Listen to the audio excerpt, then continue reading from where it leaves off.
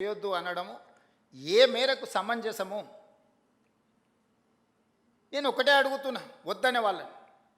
మీరు మొత్తం ప్రాజెక్టే వద్దంటున్నారా? ప్రాజెక్టు నిర్మించేటప్పుడు నిర్వాసితులుగా మారే వాళ్లకు సరైన సహాయాన్ని అందించాలంటున్నారా? మీకు స్పష్టత ఉండాలి. నిన్న మన ఒక అపార్ట్మెంట్కు సంబంధించిన చర్చ జరిగింది, ఎందుకంటే అక్కడ జర్నలిస్ట్ మిత్రులు ఉన్నారు. నేను కన్వే చేసిన అది 7 ఎకర్స్ ఉంది. ఆ 7 ఎకర్స్లో మూసీ నది ఒడ్డున, ఈసా నది ఒడ్డున ఉంది. అది నదులకు బఫర్ జోన్ 50 మీటర్లు, నాలాకు బఫర్ జోన్ 10 మీటర్లు. ఈసా నది ఒడ్డున ఇది నాలా అని చూపించి 2004-05లో బిల్డరు అనుమతి తీసుకొని వచ్చి అక్కడ అపార్ట్మెంట్స్ కట్టింది. 2004 తర్వాత 2012లో చట్టాన్ని సవరించి స్పష్టంగా నాలా అయితే ఎంత ఉండాలో, చెరువులు అయితే ఎంత ఉండాలి బఫర్ జోన్, నదులైతే ఎంత ఉండాలి బఫర్ జోన్, కేటగారికల్గా చట్టాన్ని మనం ఆమోదించుకున్నాం శాసనసభలో. 2012 నుంచి యాక్ట్ మనం ఇంప్లిమెంట్ చేస్తున్నాం. దాని ప్రకారం మూసా నది కానీ ఈసా నది కానీ నది ఒడ్డున 50 మీటర్ల బఫర్ జోన్, ఎవరు ఏమి కట్టడానికి వీల్లేదు. కట్టినా కూడా వాటిని తొలగించాలి. భూ యాజమాన్య హక్కులు మీ దగ్గర ఉన్న నష్టపరిహారం ఇస్తారు తప్ప అందులో ఎలాంటి నిర్మాణాలు జరగడానికి లేదు. NGT directions, supreme court directions, all constitutional authorities have decided to remove all these buffer zones. ఆ అపార్ట్మెంట్కు సంబంధించి దాదాపుగా 50% ఈ బఫర్ జోన్ 50 మీటర్ల 9 మీటర్ల సెట్ బ్యాక్ చూపించేసి ఇది నాలా అని చూపించి బిల్డర్స్ అక్రమంగా అనుమతి తెచ్చుకొని కట్టినరు. మన వాళ్ళు కొనుక్కున్నారు. అనుమతి చూసే కొనుక్కున్న వాళ్ళ గురించి నేనేం తప్పుగా చెప్పట్లేదు. అనుమతులు అన్నీ చెక్ చేసుకున్నాను. నేను ఈ మధ్యలో ప్రాజెక్టుని టేకప్ చేయాలనుకున్నప్పుడు చూస్తే మోర్ దాన్ 50% బఫర్ జోన్లు ఉన్నది. దీంట్లో చాలామంది తెలిసిన మిత్రులు ఉన్నారు. అరే వీళ్ళకి ఏదన్నా నష్టం జరిగేటట్టుంది, మనం చేయగలిగిన సహాయం చేద్దామని మా అధికారులకు చెప్పి వాళ్ళ దగ్గర పంపించి వాళ్ళతో చర్చ చెప్పిన. మరి వాళ్ళకి ఎంత చేరిందో తెలియదు, అందుకే ఈరోజు ఇక్కడ నుంచి చెప్పదలుచుకున్నా. వాళ్ళకి ప్రత్యామ్నాయంగా పక్కనే 7 ఎకరాలకు 7 ఎకరాల ల్యాండ్ ఇచ్చి ఇప్పుడు ఎంతైతే స్క్వేర్ ఫీట్ కన్స్ట్రక్షన్ చేసిందో కొత్త నిర్మాణానికి అవసరమైన డబ్బులు బ్యాంకులో డిపాజిట్ చేస్తా, మీరే ఒక సొసైటీ పెట్టుకొని మీరు కట్టించుకోండి. ఇది ఇంకా భవిష్యత్తులో ఎప్పుడు మీకు అమ్ముకోవడానికి కొనుక్కోవడానికి కూడా ఉండదు. ఈ 50 మీటర్ల బఫర్ జోన్ అనేది బ్యాన్ చేస్తాం. ఇప్పటికిప్పుడు కూలగొట్టకపోయినా భవిష్యత్తులో అది మీకు జీరో వాల్యూ అవుతుంది. మీ మేలు కోసం మీరు నష్టపరిహారం తీసుకొని మీరు వేరే దగ్గరికి వెళ్ళి కొనుక్కుంటాం అంటే మీ ఇష్టం. లేదు అంటే మీ ఎంత స్థలం ఉందో అంతే స్థలం ఆ పక్కన ప్రభుత్వ స్థలాన్ని కేటాయించి ఈ నిర్మాణానికి అవసరమయ్యే నిధులు కూడా ప్రభుత్వం ముందే మీ బ్యాంకులో డిపాజిట్ చేస్తుంది. మీరు ఒక అసోసియేషనో, మీ ఎట్లాగూ అపార్ట్మెంట్స్ వెల్ఫేర్ అసోసియేషన్ ఉంటుంది కదా, మీరు మీకు డిపాజిట్ చేస్తాం, మీరు కట్టుకోండి అని మేము చెప్పినాం. అది రాజకీయ రంగుగా మారి ప్రతి రాజకీయ పార్టీ అక్కడికి వెళ్ళి వాళ్ళ పట్ల సానుభూతి చూపిస్తున్నారు. సానుభూతితో ఇది సమస్య పరిష్కారం కాదు. నేను ఆ మిత్రులకు సవినయంగా విజ్ఞప్తి చేస్తున్నా. 50 మీటర్ల చట్టము అమల్లో ఉంది. ఆ చట్టాన్ని నేను మార్చలేను. నేషనల్ గ్రీన్ ట్రిబ్యునల్ నుంచి సుప్రీంకోర్టు వరకు ఇచ్చిన గైడ్లైన్స్ ప్రకారం ఏర్పడింది. ఆ 50 మీటర్ల బఫర్ జోన్లో ఉన్న అన్ని అపార్ట్మెంట్స్ జీరో వాల్యూ, నివసించడానికి పనికొస్తుందేమో కానీ దాని ఫైనాన్షియల్ వాల్యూ జీరో. అట్లాంటివి మేము సేకరించి వాళ్ళకి మేలు చేసి వాళ్ళని పక్కకు తరలించి వాళ్ళకి ప్రత్యామ్నాయం చూపిద్దామని అంటే లేదు, మేము అడ్డుకుంటామని రాజకీయ పార్టీలు అక్కడికి వెళ్తున్నాయి. ఎవ్వరు వీళ్ళు ఉండరు. 2 రోజులు టీవీలలో పేపర్ల వార్తల కోసం మీ దగ్గరకు వస్తారు. మీ కన్నీళ్ళు వాళ్ళకు ఓట్లుగా మార్చుకుందామన్న ఆలోచన చేస్తున్నారు తప్ప మీకు సహాయం అందించాలనుకుంటే ప్రభుత్వంతో చర్చించాలి. అవునయ్యా వీళ్ళకి ఇక్కడ నష్టం జరుగుతుంది, నువ్వు ప్రత్యామ్నాయంగా ఏమిస్తావో చెప్పు అని ప్రభుత్వంతో చర్చించాలి వచ్చే ప్రతినిధులు. మోడీ గారు గొప్పగా చేసిందని చెప్పేవాళ్ళు, ఆ పార్టీకి ప్రాతినిధ్యం వహిస్తున్న వాళ్ళు ప్రభుత్వంతో చర్చించవచ్చు కదా. They are also constitutional authorities. వాళ్ళు కూడా యూనియన్ క్యాబినెట్ మినిస్టర్లు ఉన్నారు, యువతలు ఉన్నారు. ప్రతిపక్ష పార్టీ కూడా ప్రతిపక్ష హోదా ఉంది. వాళ్ళందరూ వచ్చి కూర్చొని అవును ఇక్కడ నుంచి మూసీ పరివాహక ప్రాంతంలో 2 వైపులా 50 మీటర్ల బఫర్ జోన్లో ఎవరెవరు ఎఫెక్ట్ అవుతున్నారు, వాళ్ళు ఎంత పేదవాళ్ళు, గుడిసెతో ఉన్నారా, ఇల్లుతో ఉన్నారా, వాళ్ళకి ఏ నష్టం జరుగుతుంది, వాళ్ళ సొంత భూమి ఉందా, ప్రభుత్వ భూమి ఉందా, వాళ్ళకి ఏమి ఇస్తే బాగుంటుందో మనం చర్చిద్దామని నేను చెప్తున్నా. నువ్వు చర్చించడానికి లేదు, నువ్వు కట్టడానికి లేదు, మేము చేయలేదు కాబట్టి నువ్వు చేయొద్దు. నువ్వు చేయలేదు కాబట్టి నువ్వు ఇంటికి పోయినావు. నేను చేస్తానే నమ్మకం ఉంది కాబట్టి నేను కుర్చీలో కూర్చున్నా. ఇక నీకు నాకు తేడా లేకపోతే ఇంకా విషయం ఏమున్నది? అందుకే మన నగరాన్ని కాపాడుకోవడానికి, మన నగరం అంతర్జాతీయ నగరంగా రాణించడానికి, మన నగరం ఒక దేశ ఆర్థిక వ్యవస్థకి వెన్నెముకగా మారడానికి మీ అందరి సహకారం నాకు కావాలి.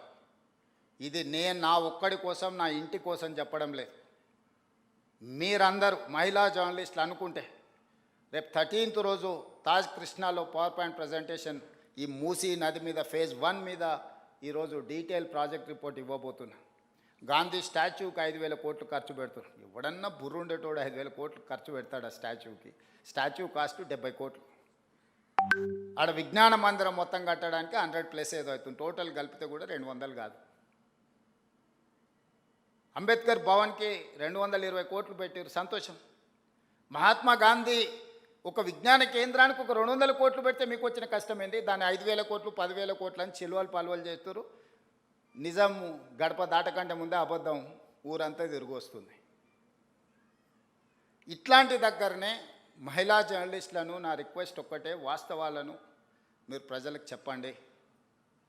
అంతెందుకు ఈ గేట్లకు ఎప్పుడైనా వచ్చిండ్రమ్మా? ఎవరు ఎంతమంది ఉన్నారు చేయొద్దండి గేట్లకు వచ్చిన వాళ్ళు గతంలో? ఇప్పుడు కాదు, గతంలో 5-6 మంది ఉంటారా? గతంలో ఓకే, అప్పుడు కాదమ్మా, రాజశేఖర రెడ్డి గారు ఉన్నప్పుడు ఇది ఇట్లా లేదు కదమ్మా.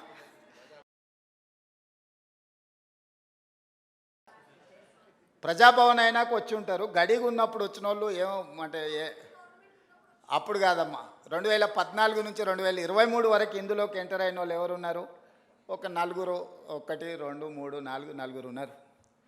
సో ఈరోజు ప్రతిరోజు ఈ భవన్లోకి ప్రజలందరూ వస్తున్నారు. ఇది ప్రజలకు వేదిక, ఇది ప్రజా వేదిక, ఇది ప్రజా పరిపాలన. ఏది నిషేధిత ప్రాంతం కాదు ఇది. తెలంగాణ ప్రజల్ని నిషేధిస్తే ప్రజలు మనల్ని నిషేధిస్తారు శాశ్వతంగా, ఇంతే. దీంట్లో ఏం పెద్ద థియరీ లేదు, పెద్ద ఇది లేదు. అంతకుముందు అప్పుడప్పుడు ఎప్పుడన్నా ఉత్సవ విగ్రహాలు పండుగల పూట వీధుల్లో చూపిస్తారు. అంతకుముందు ఉండేటైనా అట్లా ఉత్సవ విగ్రహం లాగా అప్పుడప్పుడు మీకు కనిపించేటోడు. నేను ఎప్పుడు మీ మధ్యలోనే ఉంటున్నా. ఏ రోజైనా నేను సెలవు తీసుకున్న రోజు ఉందా? ఏ రోజైనా ఎవరైనా కలుస్తా అంటే కలవని రోజు ఉందా? అందుకే మహిళా జర్నలిస్టులకు కూడా నా విజ్ఞప్తి ఒకటే, మన రాష్ట్రాన్ని మెరుగుపరుచుకుందాం, మీ సహకారం ఉండాలి. మహిళా దినోత్సవ సందర్భంగా సంకల్పం తీసుకోండి. ఈ రాష్ట్రంలో మహిళలకు రక్షణ కల్పించడమే కాకుండా ఈ రాష్ట్రంలో మహిళలకు అవకాశాలు ఈ రాష్ట్ర ప్రభుత్వం ఇస్తుంది. వీటిని సద్వినియోగం చేసుకొని దేశంలోనే మహిళా ప్రాధాన్యతతో కూడుకున్న రాష్ట్రంగా ఒక గొప్ప పేరు, గుర్తింపు మనం తెచ్చుకుందామని తెలియజేస్తూ మీ అందరి దగ్గర సెలవు తీసుకుంటున్నాను. ధన్యవాదాలు.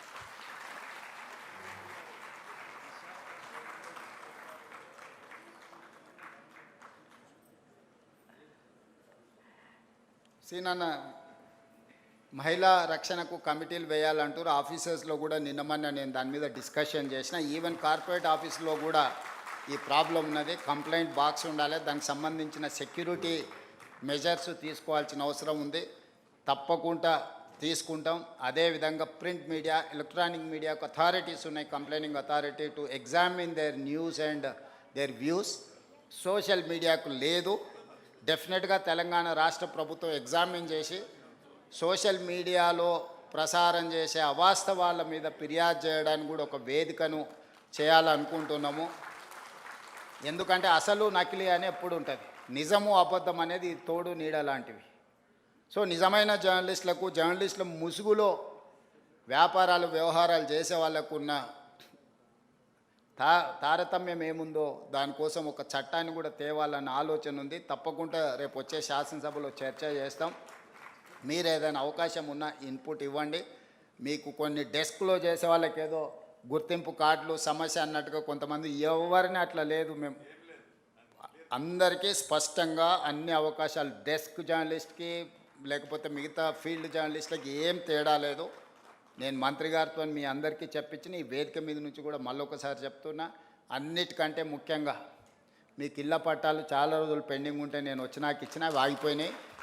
ఈ మహిళా దినోత్సవం ఎందుకంటే ఇల్లు అనేది మహిళల చేతుల్లో ఉంటే మహిళల గౌరవం పెరుగుతుంది. ఒక వే ఫార్వర్డ్ ఏదో నేను ఆలోచన చేస్తున్నా. తొందరలోనే తప్పకుండా మీకు ఒక మంచి వార్త వినిపించే ప్రయత్నం చేస్తా. ఎందుకంటే చట్టంలో మీకు సమస్య రాకుండా మీకు అవకాశం ఇవ్వాలనేది నా ఆలోచన. ఎందుకంటే ఇప్పటివరకు మీకు వచ్చిన అవకాశాలు చట్టం వల్ల కొంత ఇబ్బంది వచ్చి సుప్రీంకోర్టు కూడా స్టక్ డౌన్ చేసింది. దానికోసం అడ్వకేట్స్తో వీళ్ళతో మాట్లాడుతున్నా. మనం ఫ్యూచర్ సిటీ నిర్మించుకుంటున్నాం. ఎమ్మెల్యేలకు, ఎంపీలకు, ఎమ్మెల్సీలకు, జర్నలిస్టులకి ఫ్యూచర్ సిటీలో ఒక మంచి కాలనీ మనం డిజైన్ చేసుకుందాము, నైబర్హుడ్ క్రియేట్ చేసుకుందాము. తప్పకుండా మహిళా జర్నలిస్టులు ముఖ్యంగా ఈ వేదిక మీద నుంచి ఎందుకు చెప్తున్నా అంటే ఇంటికి వెళ్ళిన తర్వాత అందరికి చెప్పండి, మేము ఈరోజు మహిళా దినోత్సవం సందర్భంగా ఒక శుభవార్త తీసుకొని వచ్చినామని చెప్పండి. డెఫినెట్గా మంచి రోజులు వస్తాయి. ధన్యవాదాలు. Thank you very much sir. ఎంత స్ఫూర్తివంతమైన చక్కని సందేశాన్ని అందించారు. రేవంత్ రెడ్డి గారు